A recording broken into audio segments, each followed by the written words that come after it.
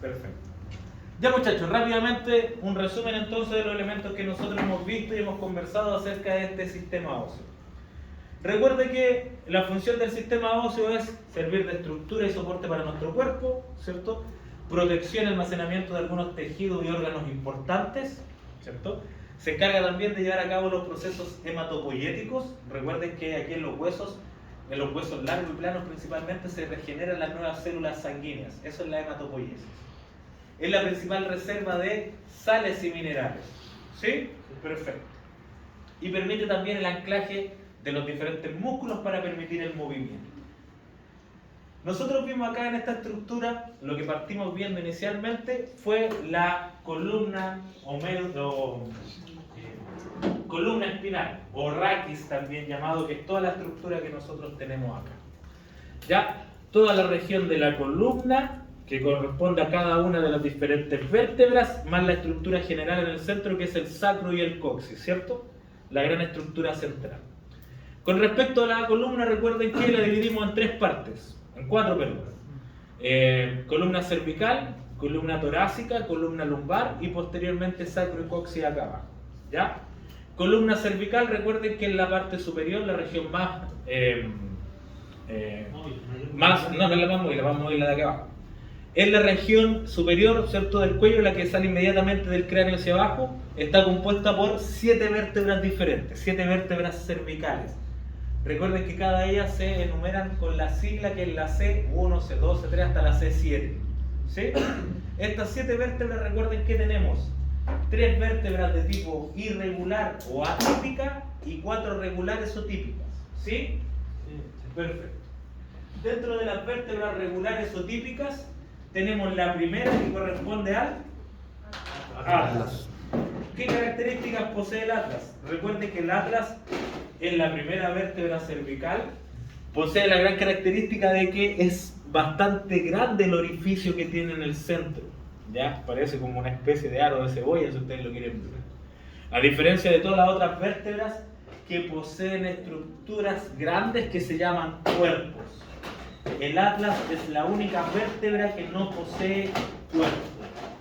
Tiene solamente esas estructuras que ustedes ven acá hacia los costados. Esos arcos. ¿Ya? El atlas. Después tenemos la segunda vértebra cervical que se llama axis. Es fácil identificar el axis, es otra vértebra irregular porque es la única de esta forma que hay y que tiene ese diente hacia arriba que se llama diente, obviamente, o proceso odontoideo, diente solamente, ¿ya? Y ese diente lo que hace es que ingresa al interior del atlas para permitir la articulación atlantoaxoidea. Después lo vamos a ver con ese nombre, pero es la que se articula directamente el atlas con el axis y el diente permite que nosotros podamos hacer este movimiento de rotación. ¿Ya? ¿Vamos aquí? Posteriormente vamos a tener las vértebras C3, C4, C5 y C6, que son vértebras regulares o vértebras típicas, que prácticamente son todas iguales, de esta forma. ¿Sí? Son bastante similares. Y la última, que es la C7, recuerden que se llama vértebra prominente porque es la que tiene un proceso espinoso, que es lo que sale hacia atrás, que es mucho más largo y pronunciado. ¿Sí? Recuerden que las vértebras cervicales son las únicas que tienen 3 orificios. Solo las cervicales tienen 3 orificios. Todas las demás tienen solamente 1. ¿Estamos ok? Ya. Después de las vértebras cervicales tenemos las vértebras torácicas. Recuerden que las vértebras torácicas son 12. ¿Ya? Cada vértebra torácica alberga o nace desde su cuerpo, la parte posterior, las correspondientes costillas. ¿Ya? Son las que presentan esta siguiente estructura, son las que tienen el cuerpo, si ustedes se dan cuenta, de forma ovalada, como un huevo, ¿ya? De esa forma fácilmente ustedes la pueden ir reconociendo. Va a tener algunos más grandes, más pequeños, pero todas van a tener esa forma puntiaguda del cuerpo. Recuerden que las vértebras, mientras más se aproximan a la categoría que sigue, más se parecen. Por lo tanto, la última vértebra cervical se parece mucho más a una torácica. Y la última torácica se parece mucho más a una vértebra lumbar. ¿Ya? Perfecto. Y por consiguiente, entonces, tenemos las correspondientes vértebras lumbares, que son las más grandes, más duras y resistentes de nuestro cuerpo. Si Si ustedes se dan cuenta, considerablemente los cuerpos son de una proporción mayor a las vértebras torácicas, ¿sí? Y el cuerpo tiene una forma de riñón, es mucho más ancho que alto. A diferencia, miren, de las torácicas, que es más alta que ancha. ¿Estamos ok? Perfecto. Y finalmente, sacrocoxis. Recuerden que el sacro es esta estructura bastante arcaica, ¿cierto? Bastante rudimental, tiene bastantes irregularidades. El sacro, perdón, es solamente la estructura que ustedes ven ahí arriba. El sacro corresponde a 5 vértebras fusionadas. De hecho, cuando ustedes la miran en la parte anterior, se pueden ver ahí la especie de soldadura que tiene, lo que une a estas 5 vértebras. Y finalmente el coxis, que es esa parte inferior, ese cachito, esa eminencia que ustedes ven abajo, que es la unión de 3 a 5 vértebras también fusionadas entre ellas. ¿De qué depende si son 3, 4 o 5? Solamente la morfología de cada persona. ¿Estamos ok? Ya. Vimos la columna. En la parte superior nosotros tenemos la correspondiente caja torácica o la parrilla costal, que es toda esta estructura que está compuesta por 24 costillas, que son 12 a cada lado, ¿sí? Recuerden que desde arriba hacia abajo comenzamos desde la 1 a la 7, que son consideradas costillas verdaderas, de la 1 a la 7. La número 7 es la costilla más larga de todas. La 8, 9 y 10 son costillas falsas. ¿Por qué son falsas? Porque no se articulan directamente al esternón, sino que se articulan al cartílago costal de la costilla superior. ¿Sí? La costilla 10 se articula al cartílago de la 9, la 9 al cartílago de la 8 y la 8 al cartílago de la 7. ¿Sí? Las costillas 11 y 12 son costillas flotantes porque solamente se articulan por atrás al cuerpo de la vértebra y por adelante no se articulan a nada, por eso son costillas flotantes. ¿Ya? Perfecto. En la parte superior de la parrilla costal o de la caja torácica tenemos dos bracitos pequeños como estos que se llaman clavícula. Y ya me falta una clavícula. Acá. No, esa no es. Las clavículas, ¿cierto?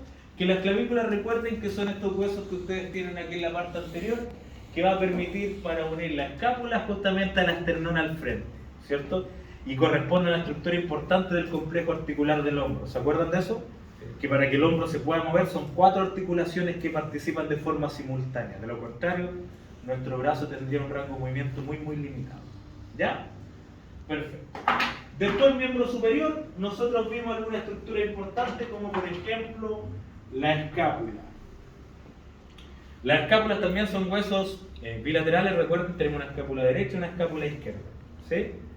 Que la escápula finalmente esta es la que se une en la parte posterior a la parrilla costal o a la caja torácica y desde ahí se articula directamente con el hombro. Es el punto de anclaje de nuestro brazo hacia nuestro tronco. ¿Ya? Algunos elementos importantes que tiene esta escápula. En la parte superior tenemos el acromio, ¿ya? ¿Sí? Tenemos también la cavidad glenoide, que es la que articula directamente con el húmero, y tenemos hacia adelante un gancho que se llama proceso coracoides. ¿Para qué es la relevancia de ese proceso coracoides? Ya, perfecto. Porque sirve de punto de anclaje para algunos músculos, como por ejemplo el músculo pectoral menor, el músculo coracobraquial y una de las cabezas del bíceps que lo vamos a ver después en unidades de músculo. Pues lo importante es que sepan que ese proceso coracoides, ese gancho, es un punto de anclaje de algunos músculos. ¿Ya? ¿Estamos ok? Perfecto. Después el miembro superior. En miembro superior nosotros tenemos la región del brazo, ¿cierto? Desde el hombro hasta el codo, la región del antebrazo desde el codo a la muñeca y finalmente la mano, ¿cierto? En el brazo, en la parte superior, nosotros tenemos el correspondiente húmero, húmero derecho y húmero izquierdo, ¿sí? ¿Estamos ok? Perfecto. Este húmero en la región del codo es importante porque tiene un accidente óseo, tiene una parte del hueso que se llama tróquea, que es la que permite que se enganche, ¿cierto?, la región del antebrazo, donde se engancha este hueso que está en la parte inferior, que se llama ulna. La ulna, recuerden que es el hueso que parece una llave para apretar tuercas. El radio es el que tiene la cabeza redonda arriba. Ulna. ¿Ya? Y la ulna finalmente es la que ustedes ven acá, que se articula directamente acá arriba con el húmero. Por eso tiene esa forma, como esa especie de llave, porque ahí se articula, se engancha y permite justamente los movimientos de flexión y extensión. ¿Sí? ¿Estamos aquí? Inmediatamente al costado de la ulna tenemos el radio. ¿Ya? El radio. Esto va así, de esta forma. El radio, recuerden, siempre que va hacia lateral, siempre el radio va en línea con el pulgar y la ulna va en línea con el dedo meñique. Independiente si yo tengo la palma de la mano hacia arriba en supinación o tengo la palma de la mano hacia abajo en pronación. Porque cuando yo hago ese movimiento, recuerden que el radio tiene esa cabeza redonda, porque esa cabeza permite rotar y montarse sobre la ulna. Cuando yo hago el movimiento de, estoy en supinación, cuando volteo la palma de la mano hacia abajo, el radio gira y se monta por encima. Esta misma lógica. La ulna por dentro, el radio por fuera. Cuando yo volteo la palma de la mano hacia abajo, el radio lo que hace es montarse de esta forma. ¿Ya? Por eso yo volteo la palma de la mano hacia abajo, de esta forma. Y cuando yo volteo la palma de la mano hacia arriba, el radio sale y nuevamente vuelve a su posición. ¿Sí? Ya. Luego nosotros tenemos la mano. En la mano recuerden que dividimos en tres zonas diferentes. ¿Ya? La región del carpo, que corresponde a la zona justamente de la muñeca. Son 8 huesos diferentes los del carpo. ¿Sí? Ustedes ya los vieron: trapecio, trapezoide, hueso grande, ganchoso, pisiforme, semilunar. ¿Sí?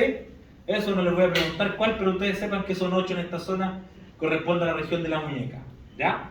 Posteriormente nosotros tenemos los huesos del metacarpo, que corresponden a la región de la palma y del dorso de la mano. Voy a cambiar el guante que está todo.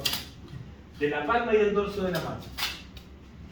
Recuerden que los huesos del metacarpo nosotros los vamos a enumerar desde el 1 al 5, siempre comenzando en el dedo pulgar.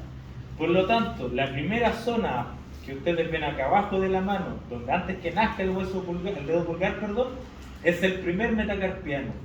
El segundo va a estar en línea con el dedo índice, el tercero con el dedo medio, el cuarto con el dedo anular y el quinto con el dedo meñique. ¿Sí? Pasa exactamente después en los pies lo mismo, siempre desde adentro hacia afuera.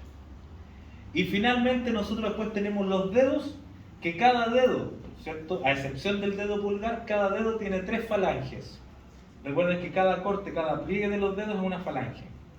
Falange proximal, la más cercana a la mano, falange intermedia y la falange distal, que es la última donde está la uña. ¿Sí? Y el dedo pulgar solamente tiene, miren, 2 falanges, proximal y distal. ¿Sí? ¿Estamos aquí? Perfecto. Luego la región de la pelvis o la región de la cadera. La región de la cadera está compuesto por los huesos coxales. ¿Sí? Recuerden que los huesos coxales son 2, bilateral también, coxal derecho y coxal izquierdo. Los huesos coxales se unen en la parte posterior al sacro. Recuerden, aquí nosotros tenemos un hueso coxal derecho y acá nosotros tenemos el sacro. El sacro justamente con el hueso coxal se articula de esta forma en la parte posterior, así, a un costado, y obviamente después al otro costado el otro hueso coxal izquierdo, aquí, de esa forma. ¿Sí? ¿Vamos aquí? Ya. No lo puedo aclarar bien porque no lo puedo más, pero así va. Por lo tanto, se unen en la parte posterior, dijimos, por el sacro, y en la parte anterior se unen a través de este cartílago que se llama sínfisis púbica. ¿Sí?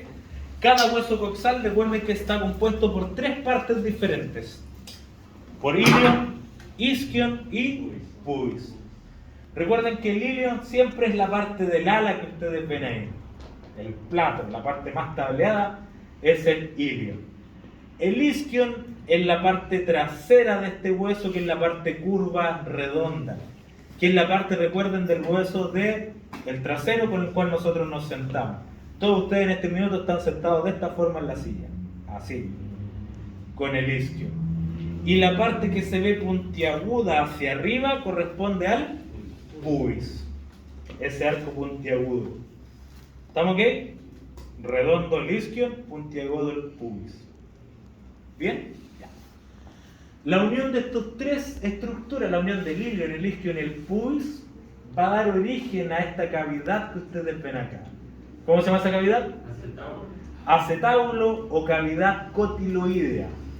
¿Para qué sirve esa cavidad? Para la cabeza. Esa cavidad justamente permite que ingrese la cabeza del fémur. Ese es el punto de anclaje de la pierna con nuestro tronco. Aquí.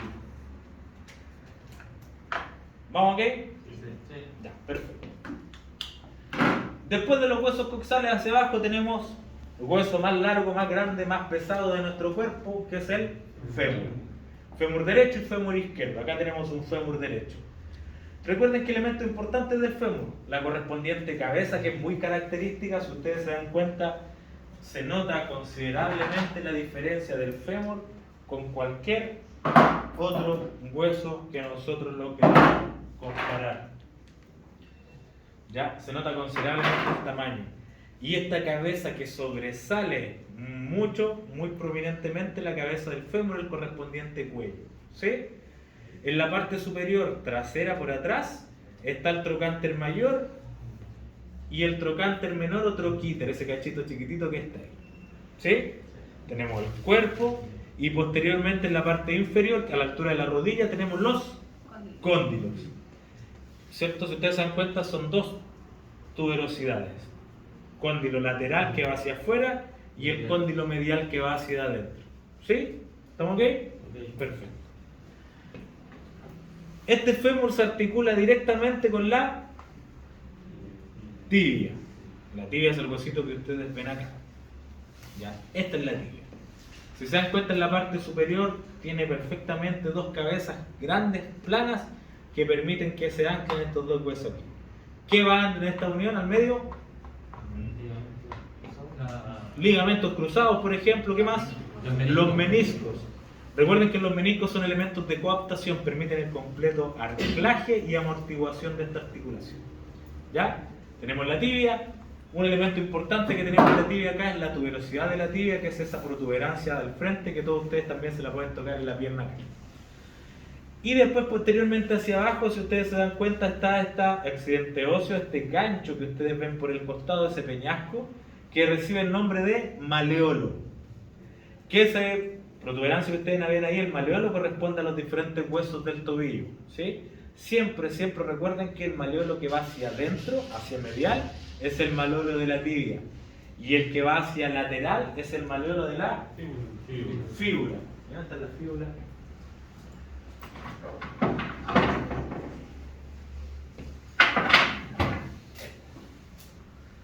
La correspondiente fíbula. Por lo tanto, la fíbula, como dijimos, va por el costado y se articula de esta forma. ¿Sí? Y ese maleolo que ustedes ven acá abajo, esa tuberosidad que ustedes ven acá abajo, corresponde al tobillo que va hacia afuera. Maleolo. ¿Sí? La unión de estos dos huesos en la parte inferior, esta especie de U invertida, esa cavidad que genera, recibe el nombre de astragalina. Garganta astragalina, porque justamente lo que hace eso es articular directamente con el talo astrágalo del pie, aquí. ¿Sí?